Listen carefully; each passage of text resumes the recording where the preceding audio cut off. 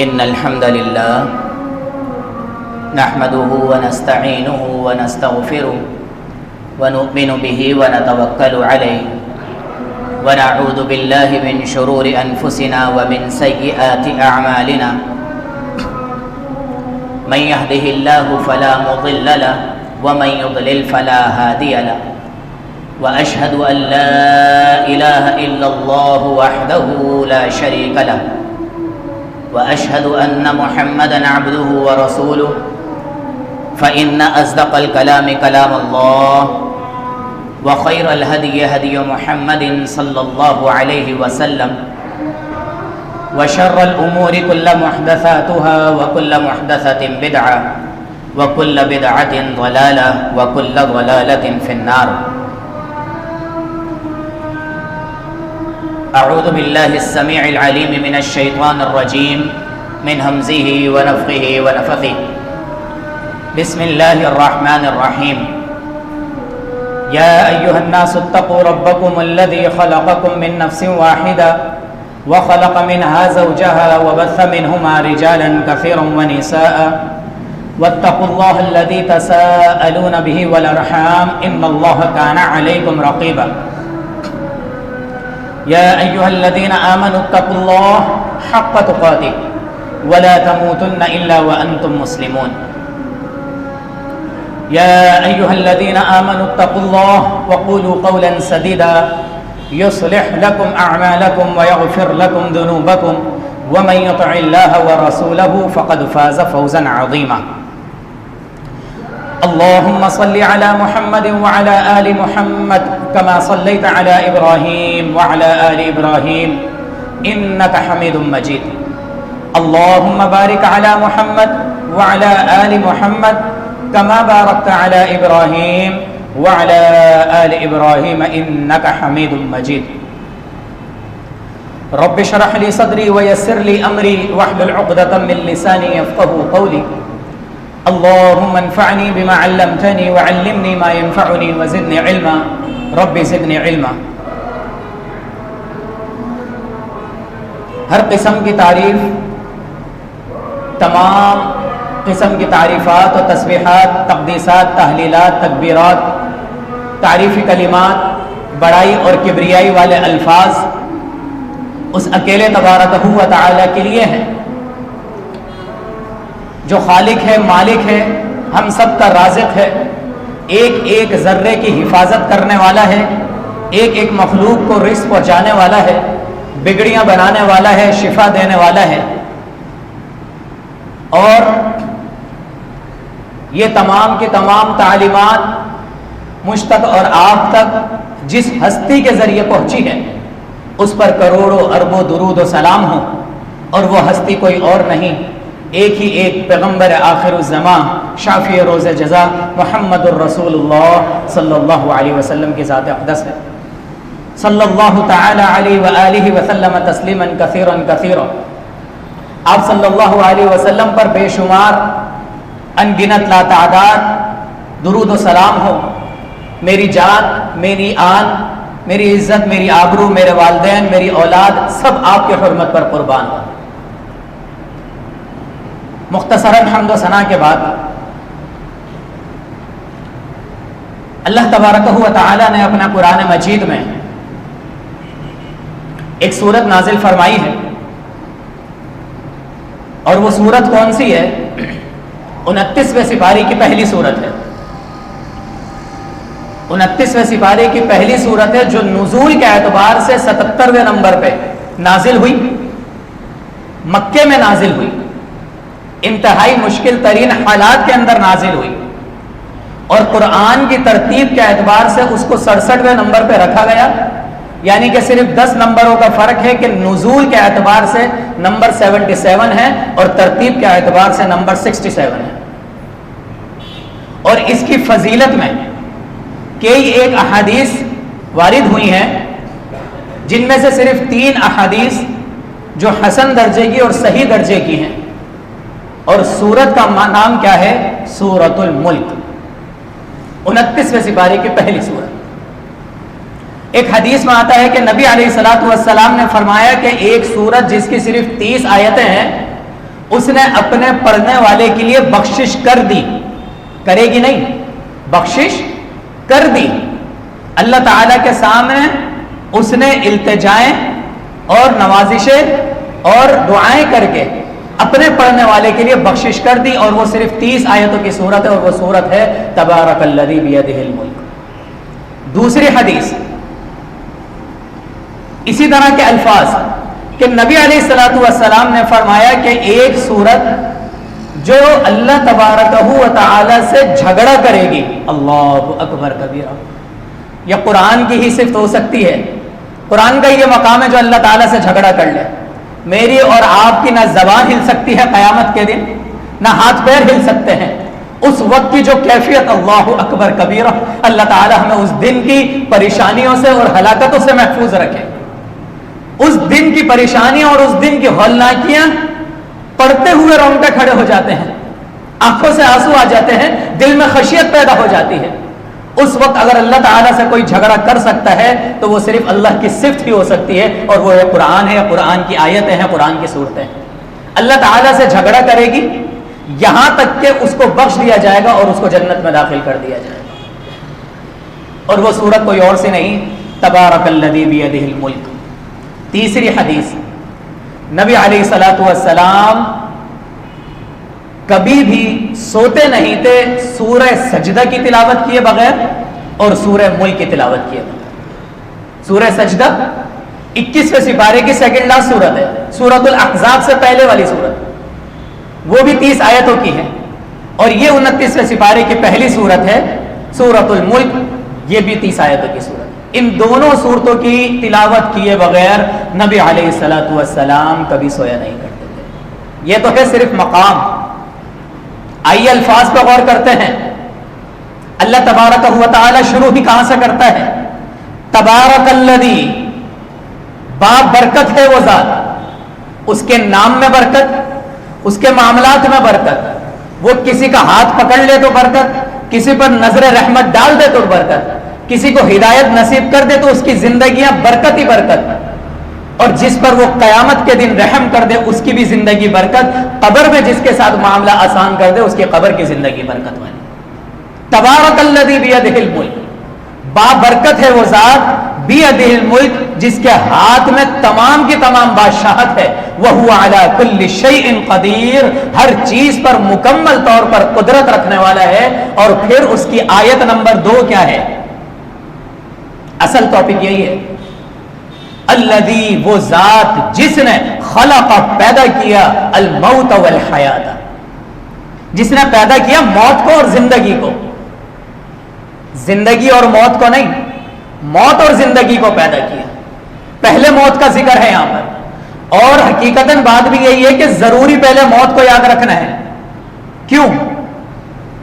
انسان زندگی میں آتا ہے اور کہیں نہ کہیں پری پلانڈ ہوتا ہے، 9 مہینے پہلے، 8 مہینے پہلے، 7 مہینے پہلے پتہ چل جاتا ہے کہ بچے کی ولادت ہونے والی ہے، اس کی تیاریاں شروع ہو جاتی ہیں، نام رکھ لیے جاتے ہیں، صحت کے معاملات ماں کے لیے یا بچے کے لیے ہر شخص اس تک و دو میں لگ جاتا ہے، یہاں تک کہ پورے خاندان ایک جگہ جمع ہو جاتے ہیں کہ بھائی اس عورت کی صحت کا خیال کرنا ہے۔ موت کے لیے کبھی کسی نے تیاری کی ہے اس طرح؟ یہ مرنے والا ہے سب جمع ہو جاؤ؟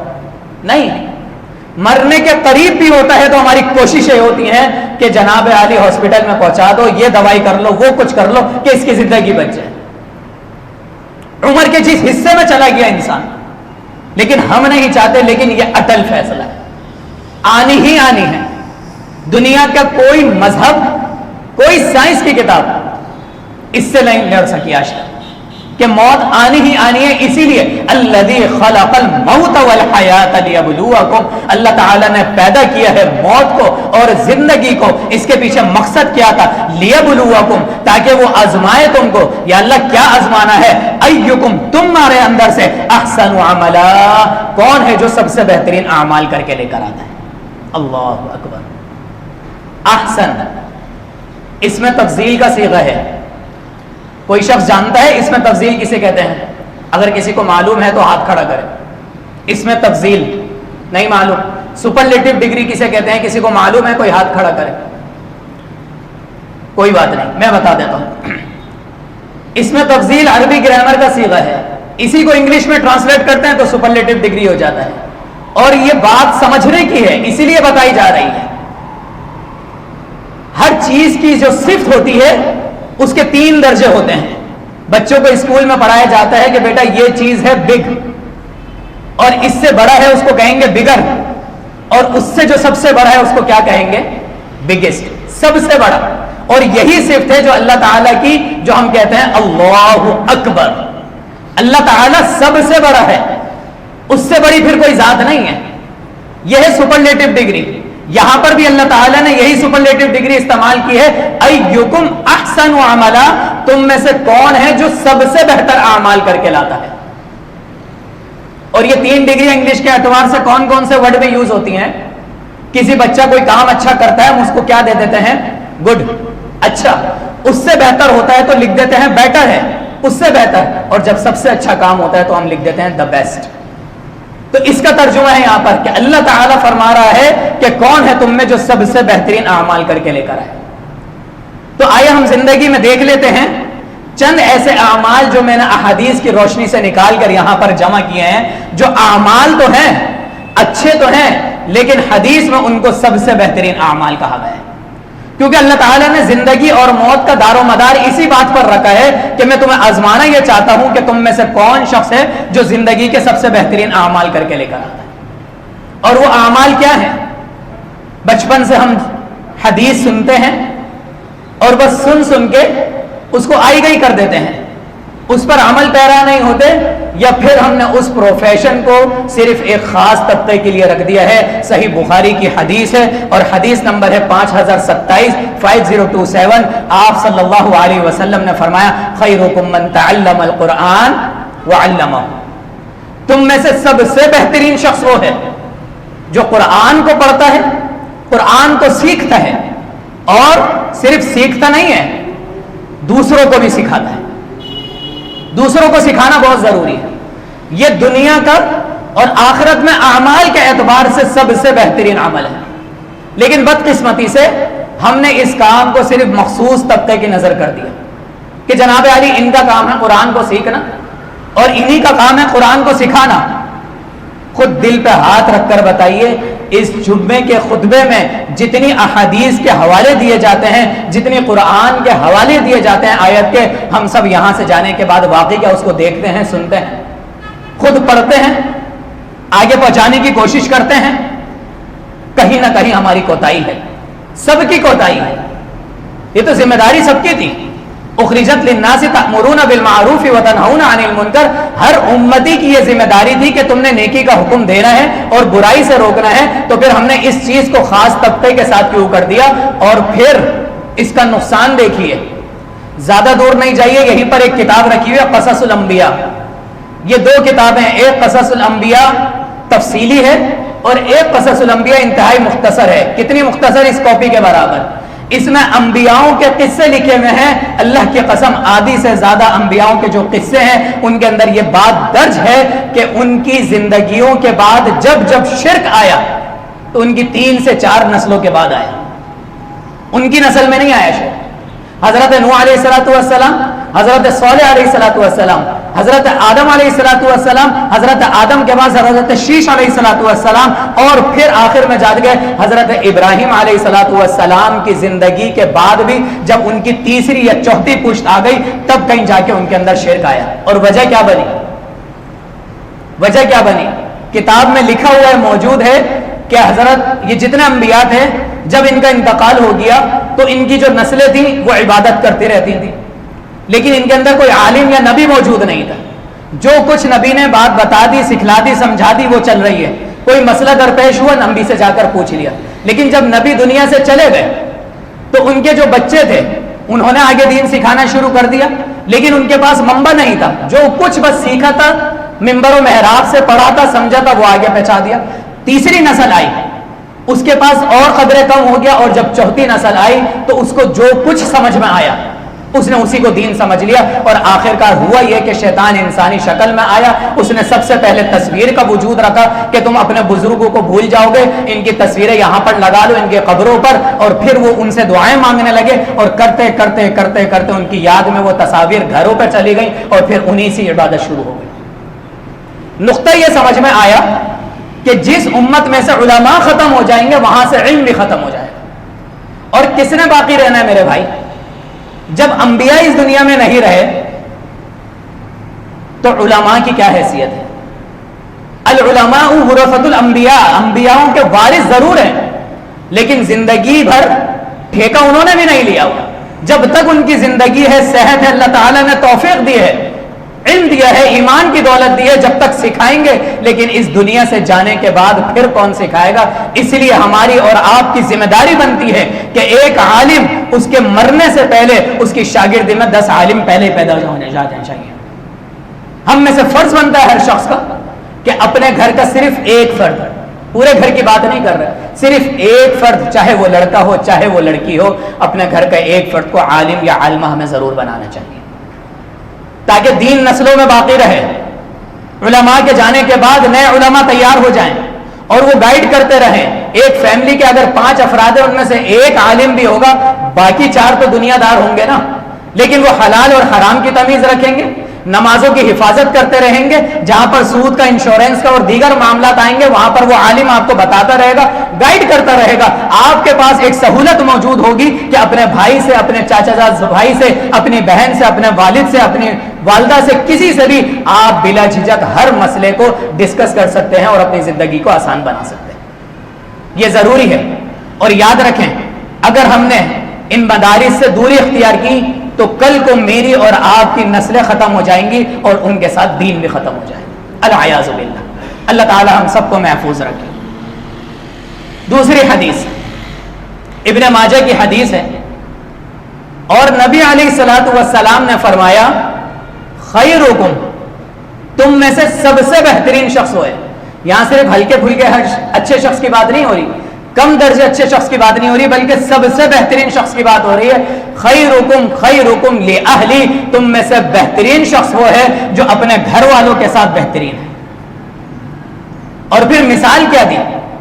وَأَنَا خَيْرٌ وَأَنَا خَيْرُكُمْ لِأَهْلِي، میں اپنے گھر والوں کے ساتھ سب سے بہتر ہوں۔ اللہ اکبر کبیرہ۔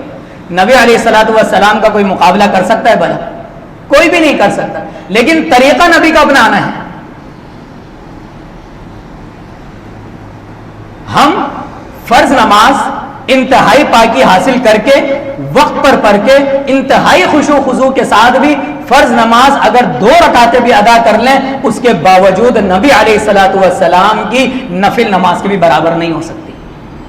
لیکن طریقہ وہی اپنانا ہے جس طریقے میں نبی صلی اللہ علیہ وسلم نے سجدہ کیا، جو دعا نبی علیہ الصلوۃ والسلام نے پڑھی وہی دعا اپنانی ہے، رکوع اور قیام کے طریقے وہی اپنانے ہیں۔ درجہ آپ صلی اللہ علیہ وسلم کا بالکل سب سے اعلیٰ ہے، لیکن طریقہ ایک ادنا سے ادنا مسلمان کو بھی وہی اپنانا ہے جو نبی علیہ الصلوۃ والسلام نے اپنایا۔ اسی لیے یہاں پر مثال کیا دی؟ وَأَنَا خَيْرُكُمْ لِأَهْلِي، تم میں سب سے بہتر میں اپنے گھر والوں کے ساتھ بہتر ہوں۔ تو میں نے اور آپ نے یہ دیکھنا ہے کہ دن بھر کی پنچایتیں لے کر مہنگائی کا معاملہ ہر ایک کے ساتھ ہے، اور خاص کر جو معاملات مردوں کے ساتھ خاص ہیں، ٹریفک کا معاملہ، دکانوں پہ، فیکٹریوں پہ اور دیگر معاملات، لوگوں کو جھیلنا، ان کو ڈیل کرنا اور دیگر پنچایتیں، ان ساری چیزوں کا خواتین کے ساتھ کوئی لینا دینا نہیں ہے۔ تو ہمیں کوشش یہ کرنی چاہیے کہ اپنے یہاں کی فرسٹریشن کم سے کم گھر پہ نہ نکالیں، اور پھر اس ریکارڈنگ کے توسط سے جہاں جہاں تک آواز جا رہی ہے، جن خواتین تک یہ آواز پہنچ رہی ہے، تو وہ معاملات جن میں مردوں کا کوئی دخل نہیں ہے، ساس کے، نند کے، بھاوجوں کے اور دیگر فلانے اور گھر کے جتنی بھی مسائل ہیں جن کا اس میں ڈائریکٹلی انوالو نہیں ہے، ان معاملات کو مردوں سے دور رکھا جائے۔ اور جب یہ کام ہوگا دونوں طرف سے، ایک دوسرے کو سکون دیا جائے گا، پھر ایک گھرانہ ایک گلدستہ بن کر آئے گا۔ ہن لباس لکم وانتم لباس لہم، میاں بیوی کے لیے لباس ہے اور بیوی میاں کے لیے لباس ہے، ایک دوسرے کے عیب کو چھپانا ہے، ایک دوسرے کو سکون بخشنا ہے، ایک دوسرے کو راحت دینی ہے، ایک دوسرے کو خوشیاں دینی ہیں، ایک دوسرے کا دماغ خراب نہیں کرنا، ایک دوسرے کو ٹینشنیں نہیں دینی، ایک دوسرے سے وہ باتیں ڈسکس نہیں کرنی جس میں ان کا کوئی دخل ہی نہیں ہے۔ ہاں کوئی سیریس ایشو ہو تو بالکل بات کرنی چاہیے، کوئی معاملات ہوں، کوئی مشورے ہوں، بالکل کرنے چاہیے، لیکن وہ چیزیں، وہ باتیں جن کا کوئی حل ہے ہی نہیں، جن کو ایک عورت صبح سے شام تک اپنی روٹین میں پتہ ہے اس کو صرف میں نے ہی ڈیل کرنا اپنے مزاج کے اعتبار سے، اس کو چاہیے عورت کو وہ خود ڈیل کرے۔ مرد ٹریفک کے معاملات میں اس کو معلوم ہے کہ یہ چیز میرے ہی ہاتھ میں ہے، کوئی عورت کا لینا دینا نہیں ہے، اس کو چاہیے کہ اس کی اپنی پریشانی، اپنی تھکاوٹ اپنے گھر والوں پر، اپنے بچوں پر نہ نکالے، گھر پہ جائے سکون دے، اچھے مزاج سے بات کرے، اس سے بھی اچھا مزاج سے طلب کرے، اور پھر جب یہ گلدستہ بنے گا تو اس میں ننھے پھنے جو پھول ہوں گے وہ آپ ہی کو خوشیاں دیں گے۔ اور یقین کیجئے ماں باپ کی لڑائی کا جو سب سے برا اثر ہوتا ہے نہ کسی معاشرے پر ہوگا، ساس سسر کب تک زندہ ہے وہ بھی چلے جائیں گے، نن باوجہ پھر الگ ہو جائیں گے، سب سے برا اثر جو پڑتا ہے وہ اولاد پر پڑتا ہے، سب سے برا اثر۔ اور اس کا خمیازہ اس وقت نہیں جب اولاد جوان ہو جاتی ہے پھر بھگتنا پڑتا ہے، مزاج اس کا بدل جاتا ہے، وہ دیکھ لیتا ہے کہ باپ نے کیا رویہ اختیار کیا ماں کے ساتھ، باپ کی عزت ختم ہو جاتی ہے اس کے لیے۔ ماں ہمیشہ بدتمیزی کرتی ہوئی آئی ہے، جب ماں کو خدمت کی ضرورت تھی بچے کے دل سے اس ماں کی قدر اتر گئی اور بچہ اپنی ہی زندگی میں لگ گیا، وہ اپنی ماں کی طرف دیکھ بھی نہیں رہا۔ وہ ضروری یہ نہیں ہے کہ وہ بہت زیادہ گناہ گار ہے، کہیں نہ کہیں والدین کے وہ لمحات جب بچہ ہر چیز کیچ کر رہا ہوتا ہے، ہر چیز کو سیکھ رہا ہوتا ہے، آپ نے اس کے نہ مزاج کا خیال کیا، نہ اس کی موجودگی کا خیال کیا، نہ اس کی پڑھائی کا خیال کیا، نہ اس کی معصومیت کا خیال کیا، ایک دوسرے پر تان و تشی، گالم گلوچ، لڑائی جھگڑے، ناراضگیاں، ایک دوسرے کو برا بھلا کہنا، رات رات بھر ناراض رہنا، اس بچے کی نفسیات پہ کیا اثر پڑ رہا تھا ماں باپ کو معلوم بھی نہیں ہوتا۔ 10 سال کے بعد جا کر جب وہ اس کے مزاج کے اندر آتی ہے پھر بھگتنا پڑتا ہے۔ خیرکم خیرکم لأہلی، تم میں سب سے بہترین شخص وہ ہے جو اپنے گھر والوں کے ساتھ بہتر ہے، اور ہونا پڑے گا۔ زندگی بہترین گزارنے کے لیے ہمیں اپنے گھر والوں کے ساتھ بہترین ہونا پڑے گا۔ تیسرے نمبر پر تیسری حدیث، نبی علیہ الصلوۃ والسلام نے فرمایا خیرکم، تم میں سے بہترین شخص وہ ہے احاسنکم اخلاقا، جو تم میں بہترین اخلاق والے ہیں۔ اللہ اکبر کبیرہ۔ پچھلے سے پچھلے ضمن میں ہمارا ٹاپک تھا کہ ہماری ذمہ داری، جس میں بتایا یہ گیا تھا کہ جو کچھ پڑھنا ہے، سیکھنا ہے، وہ آگے جا کے سکھانا ہے، نماز کی تعلیم دینی ہے، اپنے گھر والوں کو یہ آیت پڑھ کر سنانی ہے پورے ہفتے، تاکہ ہمیں بھی یاد ہو جائے اور ان کو بھی یاد ہو جائے۔ اس کے بعد ایک بھائی نے مجھ سے سوال کیا کہ ایک شخص ہے جس کو میں نماز کا بولتا ہوں، اب وہ نہیں سنتا میری بات، تو میں کیا کروں؟ سختی سے بولوں، ڈانٹوں، ماروں؟ نماز کے معاملے میں مارنا صرف ایک ہی شخص کو جائز ہے، اور وہ ہے اپنی سگی اولاد، جس کے بارے میں حدیث میں بھی آیا ہے کہ 7 سال کا ہو جائے تو نماز کا حکم دو، 10 سال کا ہو جائے اگر نماز نہ پڑھے تو اس کو مارو، اور اس کی سزا یہ دو کہ اس کا بستر الگ کر دو، اس کے ناراضگی اختیار کر لو۔ صرف یہاں تک کہ نماز میں اگر بیوی کو اٹھانا ہے تو مار کے نہیں اٹھانا، بلکہ پانی کی چھینٹیں مار کے اٹھانا ہے۔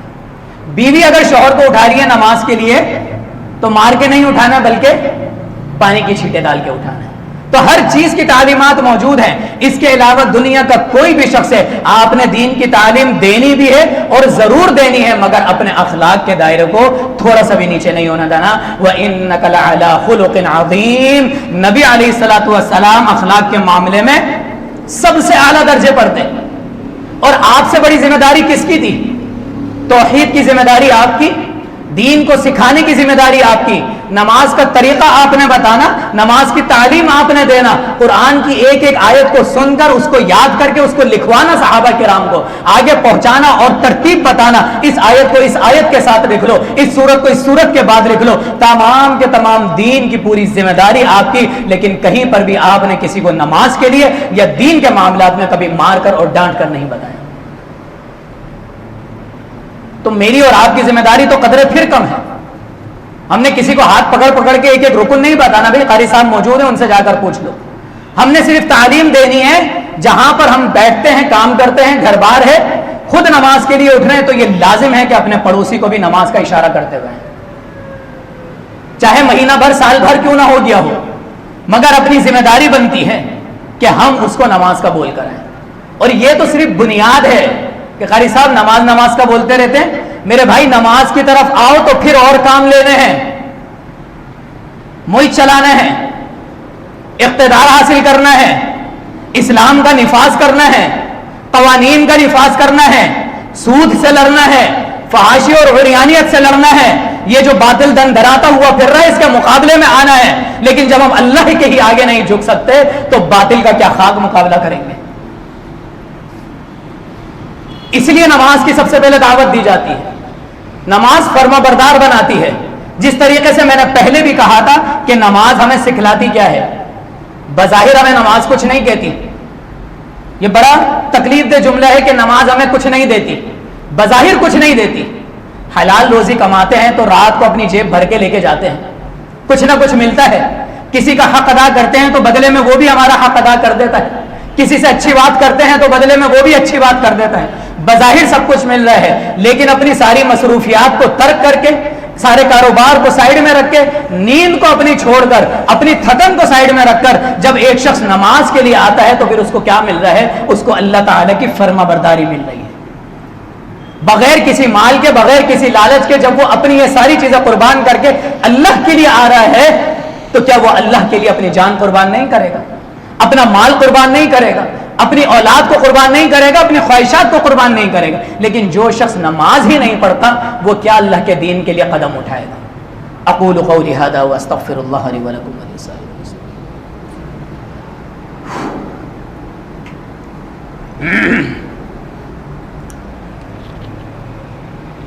نحمده ونصلي على رسوله الكريم اما بعد،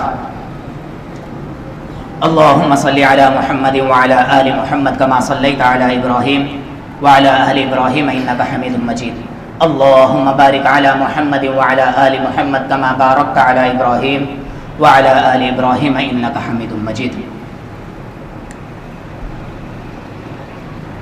سورہ ملک کی 2 آیتوں کا ترجمہ پڑھا اور خلاصہ کلام اس چیز کے ضمر میں ہم نے یہ بات سمجھی کہ اللہ تعالیٰ نے موت اور زندگی کو پیدا کیا ہے اور اس کی بنیاد یہ رکھی ہے کہ سب سے بہترین اعمال کون کر کے لے کر آتا ہے، جن میں سے چند سب سے بہترین اعمال احادیث کی روشنی میں ہم نے سمجھے۔ ایک حدیث اور ہے، نبی علیہ الصلوۃ والسلام نے فرمایا خیارکم، تم میں سے سب سے بہترین وہ ہے، اطوالکم اعمارا، جو تم میں زیادہ لمبی عمر والے لوگ ہیں، واحسنکم اعمالا، اور اعمال کے اعتبار سے ان کے بہترین اعمال ہیں، عمر کے اعتبار سے وہ بڑے ہیں اور اعمال کے اعتبار سے بہترین ہیں۔ یہ نہ سمجھ لیا جائے کہ عمر زیادہ مل گئی تو میں مال زیادہ کما لوں، اپنے بچوں کے فیصلے کر لوں کہ جناب بس اب تو آخری خواہش رہ گئی کہ پوتا پوتی کی شکل دیکھ لوں، پوتا پوتی گئے کہیں اور، بعد میں ان کی شکل دیکھنا، پہلے اپنے اعمال کا جائزہ لینا ہے کہ میری نمازیں کہاں ہیں، میرے معاملات کہاں ہیں، میں نے آیا کچھ آخرت کے لیے جمع بھی کیا ہے یا نہیں کیا، اس چیز کو دیکھنا ہے۔ اللہ تعالیٰ نے جو دنیاوی خواہشات اور نعمتیں رکھی ہیں اللہ تعالیٰ ان کو آپ کے بن مانگے بھی دے دے گا، بن مانگے بھی دے دے گا۔ جب انسان 4 مہینے کا ہوتا ہے، اپنے ماں کے پیٹ میں ہوتا ہے، اس کی عمر بھی لکھ دی جاتی ہے اور اس کا رزق بھی لکھ دیا جاتا ہے، لیکن جنت جہنم کے فیصلے قیامت کے دن ہوں گے، اس کے بارے میں واضح طور پر نہیں لکھا جاتا۔ دعائیں قسمت کو بدل دیتی ہیں، اسی لیے کوشش یہ کرنی چاہیے کہ اللہ تعالیٰ اگر مجھے عمر دے رہا ہے اور طویل عمر دے رہا ہے تو میں یہ جانچ لوں، یہ پرکھ لوں کہ میرے اعمال کیسے ہیں۔ اور پھر کسی بھی چیز کو میں نے پہلے بھی بتایا تھا کہ سمجھنے کا جو طریقہ ہے، اگر کسی چیز کی حیت اور اس کی اہمیت سمجھ میں نہیں آ رہی تو اس چیز کو ریورس کر دیجئے، اس کی اہمیت صحیح طریقے سے سمجھ میں آ جائے گی۔ اور کس طریقے سے؟ جب ہم کسی پر ظلم کر رہے ہوتے ہیں تو سامنے والا شخص ہمیں سمجھا رہا ہوتا ہے میرے بھائی یہ کام نہیں کرو، اگر یہی کام تمہارے ساتھ ہوئے تو سوچو کس طریقے سے تمہیں تکلیف ہوگی، کس طریقے سے تمہیں تکلیف ہوگی۔ کسی کی پرسنل ویڈیو، کسی کی بیڈ روم کی ننگی ویڈیو ہم سوشل میڈیا پر چلا دیتے ہیں۔ سوچیں العیاذ باللہ، اللہ تعالی ہم سب کو محفوظ رکھے، اگر اس عامل لیاقت کی جگہ ہمارے کسی بھائی کی تصویر ہوتی، سگے بھائی کی، کیا ہم سوشل میڈیا پہ چلاتے ہیں؟ دین کا معاملہ الگ ہے، کسی کی ذاتی زندگی کا معاملہ الگ ہے۔ جو شخص اس گناہ میں ملوث تھا، پورا گناہ اس کے کھاتے میں گیا ہوگا۔ تو ہم کسی کی ذاتی زندگی میں کہ ایک شخص کی بغیر کپڑوں کی ویڈیو اور ہم ایسے چلا رہے ہیں مذاق لے کر، اللہ اکبر کبیر، اپنے اوپر لاگو کریں اس چیز کو کہ خدا نہ خواستہ ہماری کوئی بات اس طرح سوشل میڈیا پر آ جائے اور کوئی اس طریقے سے اس کو اچھالے تو کیا گزرے گی۔ بات میں سمجھا رہا ہوں کہ ریورس کی، اور اگر موت سمجھ میں نہ آئے تو زندگی کو موت اور موت کو زندگی بنا کر دیکھیے۔ ہم سب ایک چیز کی طرف بھاگ رہے ہیں، دوڑ رہے ہیں زندگی میں، اور سوچیں کہ 50 سال کی عمر میں، 60 سال کی عمر میں وہ چیز ہمیں مل گئی، وہ چیز، وہ خواہش ہماری پوری ہو گئی پوتا پوتی کی، اور فرشتہ آ گیا۔ اب کیا کریں گے؟ اب زندگی کو موت بنا لیجئے اور موت کو زندگی بنا لیجئے۔ مر گئے اور پھر دوبارہ زندہ ہو گئے، اب فرشتے پوچھ رہے ہیں کہ بھائی کیا لے کر آئے ہو؟ اللہ اکبر کبیر۔ اب وہ جتنا کچھ کمایا تھا، جو کچھ خواہشات تھیں، وہ سب مٹی ہو جائیں گی۔ یہی خواہش رہ جائے گی کہ کاش کہ میں اللہ تعالیٰ کو راضی کر لیتا۔ تو اگر موت سمجھ میں نہ آئے تو زندگی کو موت بنا کر دیکھ لیجئے۔ ساری چیزیں شیشے کی طرح، آئینے کی طرح، پانی کی طرح صاف نظر آنے لگ جائیں گے۔ اللہم احسن عاقبتنا فی الامور کلھا واجرنا من خزی الدنیا وعذاب الآخرہ۔ اللہم انا نعوذ بک من جہد البلاء ودرک الشقاء وسوء القضاء وشماتة الاعداء۔ اللہم انا نجعلک فی نحورہم ونعوذ بک من شرورہم۔ اللہم استر عوراتنا وآمن روعاتنا۔ اللہم انصر الاسلام والمسلمین واذل الشرک والمشرکین ودمر اعداء الدین۔ اللہم انصر المجاہدین فی کل مکان۔ ربنا آتنا فی الدنیا حسنۃ وفی الآخرۃ حسنۃ وقنا عذاب النار۔ یا اللہ ہم سب کے گناہوں کو معاف فرما دے۔ یا اللہ ہم سب کے چھوٹے بڑے، ظاہر باطن، کبیرہ صغیرہ گناہوں کو معاف فرما دے۔ یا اللہ ہم سب کو مزید گناہوں سے ہم سب کو محفوظ فرما لے۔ ہم سب کو فجر کی نماز کا پابند بنا دے، تمام تر نمازوں کا پابند بنا دے، نمازوں کی حفاظت کرنے والا بنا دے، نگاہوں کی حفاظت کرنے والا بنا دے، زبان کی حفاظت کرنے والا بنا دے، حلال روزی کمانے والا بنا دے، اپنے گھر والوں کے ساتھ حسن سلوک سے پیش آنے والا بنا دے، حقوق العباد اور حقوق اللہ دونوں حقوق ادا کرنے والا بنا دے۔ یا اللہ تمام تر مریضوں کو شفا کامل عاجلہ عطا فرما دے۔ جنہوں نے درخواستیں کی ہیں، جن کے نام مجھے یاد نہیں آ رہے، یا اللہ ان کو بھی شفا کامل عاجلہ عطا فرما دے۔ مجھے بھی اپنی دعاؤں میں یاد رکھیں۔ میں ایک ہفتے سے میری بھی طبیعت بہت زیادہ ناساز ہے، ابھی تک صحیح نہیں ہو رہی۔ اللہ تعالیٰ مجھے بھی مکمل طور پر صحتیابی عطا فرما دے۔ جتنے بھائی اس وقت، جتنی بہنیں ہاسپٹل میں موجود ہیں، گھروں میں ہیں، یا اللہ سب تیری شفاعت کے اور سب تیری شفا کے محتاج ہیں۔ یا اللہ تمام تر لوگوں کو اپنی رحمت سے شفاعت اور شفا نصیب فرما دے۔ ربنا تقبل منا انك انت السميع العليم وتب علينا انك انت التواب الرحيم وصلى الله تعالى على خير خلقه محمد وآله وصحبه اجمعين۔